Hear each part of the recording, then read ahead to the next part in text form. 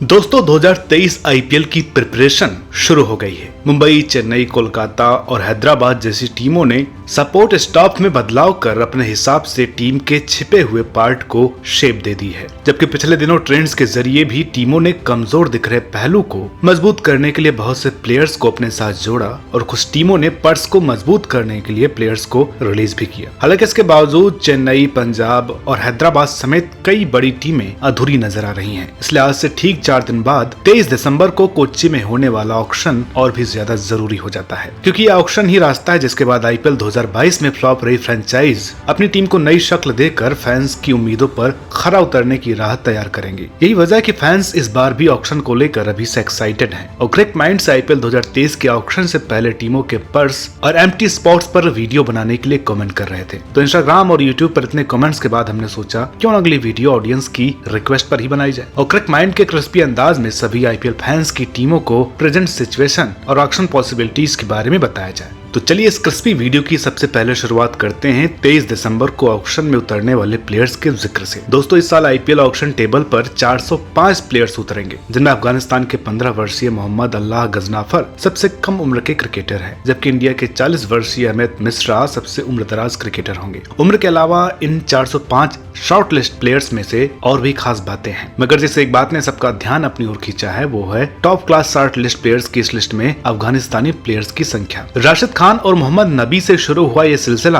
आज नजीबुल्लाह जादरान, नवीन उल हक, फाजला हक फारूकी और मुजीबुर रहमान तक पहुंच गया है। इस बार ऑक्शन टेबल पर आईपीएल की हिस्ट्री में सबसे ज्यादा अफगानी प्लेयर्स होंगे, जिन पर सभी फ्रेंचाइज जमकर दांव खेलेंगी। इस खास बात के अलावा वैसे भी इस बार का ये मिनी ऑक्शन आईपीएल हिस्ट्री का सबसे चर्चित मिनी ऑक्शन होने वाला है, क्योंकि ऐसा आईपीएल हिस्ट्री में पहली बार होगा कि मिनी ऑक्शन में 2 करोड़ की बेस प्राइस वाले 19, 1.5 करोड़ की बेस प्राइस वाले 10 और 1 करोड़ की बेस प्राइस वाले 23 प्लेयर्स ऑक्शन टेबल पर होंगे, जिनमें Ben Stokes, Kane Williamson, Sam Curran, Shakib Al Hasan, Rassie van der Dussen, Harry Brook, Jason Roy, Mayank Agarwal, Mohammad Nabi, Mujeebur Rahman और जो रूट जैसे कई बड़े नाम ऑक्शन के लिए टेबल पर आएंगे। इन प्लेयर्स में सबसे Ben Stokes, Kane Williamson, Mayank Agarwal, Sam Curran और कैमरून ग्रीन पर ज्यादा निगाहें रहेंगी, क्योंकि स्टोक्स जैसा ऑलराउंडर किस टीम को नहीं चाहिए जो रन बनाने के साथ विकेट भी ले और किसी भी पोजीशन पर फिट हो जाए। स्टोक्स के अलावा विलियमसन और अग्रवाल को टीम में कप्तान बनाने के लिए उनके पीछे पड़ेंगी, जबकि सैम करन और कैमरून ग्रीन जैसे युवा ऑलराउंडर्स के इंडियन पिचों पर परफॉर्मेंस को देखते हुए भी टीम उनके पीछे पड़ जाएंगी। इसलिए हो सकता है कि प्रेडिक्टेड नामों की जगह इस बार कोई नया नाम ही हिस्ट्री के महंगे प्लेयर्स में शामिल हो जाए। अब क्योंकि इन प्लेयर्स को महंगा और सस्ता फ्रेंचाइजी बनाएंगे, इसलिए एक बार जरा सरसरी निगाह सभी 10 टीमों के पर्स और स्क्वाड में खाली ऑप्शंस पर भी नजर डाल लेते हैं, क्योंकि हम आपके टाइम का ख्याल रखते हुए कंटेंट क्रिस्पी रख रहे हैं। इसलिए डिटेल वाइज टीमों पर अभी बात नहीं करेंगे, टीमों के स्ट्रक्चर पर ऑक्शन के बाद एक डिटेल वीडियो जरूर बनाएंगे। तो दोस्तों टीमों के पर्स और प्लेयर्स की एम्प्टी स्पॉट पर बात शुरू करते हैं आईपीएल की सबसे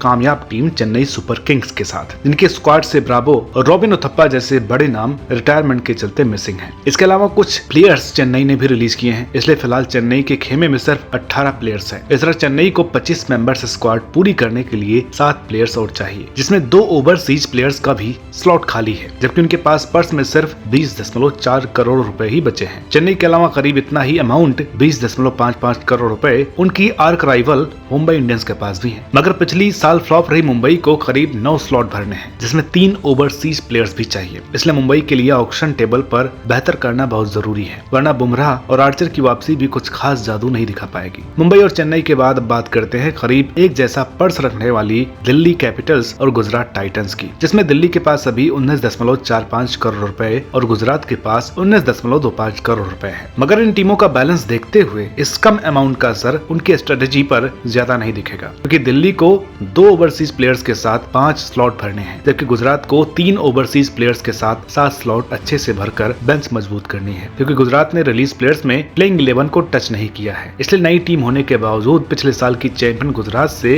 इस बार भी बेहतर करने की उम्मीद है। गुजरात के बाद अब बात करते हैं पिछले साल की दूसरी नई टीम यानी लखनऊ सुपर जायंट्स की, जिनके लिए राहुल की फॉर्म के अलावा सबसे बड़ी टेंशन ये है है कि उन्हें 23.35 करोड़ रुपए में इस बार 10 प्लेयर्स खरीदने हैं और जिसमें 4 ओवरसीज स्लॉट्स भी भरने हैं। ये रेशियो देखकर कह सकते हैं कि लखनऊ के लिए ऑक्शन बिल्कुल भी आसान नहीं होने वाला है। मगर एक टीम और है जिसकी हालत ऑक्शन टेबल पर लखनऊ से ज्यादा पतली नजर आने वाली है। वो टीम है 2 बार की IPL चैंपियन रही कोलकाता नाइट राइडर्स, क्योंकि उनके पर्स में सिर्फ 7.05 करोड़ रुपए पड़े हैं। उन्हें शॉपिंग करनी है 11 प्लेयर्स की, जिसमें 3 ओवरसीज प्लेयर्स भी शामिल हैं। सीधे कहें तो कोलकाता के पास बेंच पर फिलहाल कुछ दम नहीं है। ऐसे में कोलकाता कितने कम पैसों में सब मैनेज करेगी ये तो देखना इंटरेस्टिंग होगा। वैसे कोलकाता जितना कम अमाउंट रॉयल चैलेंजर बैंगलोर के पास भी है, यानी कि 8.75 करोड़ रुपए। मगर बैंगलोर की टीम लगभग कंप्लीट नजर आ रही है। उन्हें 7 प्लेयर्स के स्लॉट में 3 ओवरसीज प्लेयर्स के अलावा एक अच्छे मिडिल ऑर्डर बैटिंग ऑप्शन की तलाश भी रहेगी, जिसे वो आराम से हासिल कर सकती है। मगर सेम यही ऑप्शन जिस दूसरी टीम को चाहिए, जिसके लिए ऑक्शन आसान नहीं होने वाला है, वो टीम है IPL हिस्ट्री की फर्स्ट चैंपियन राजस्थान रॉयल्स, जिन्हें 10 प्लेयर्स का स्लॉट 4 ओवरसीज प्लेयर्स के साथ फिल करना है। मगर खाते में है सिर्फ 13.20 करोड़ रुपए। ऐसे में इतने ज्यादा और वैरायटी वाले प्लेयर्स का स्लॉट फिल करना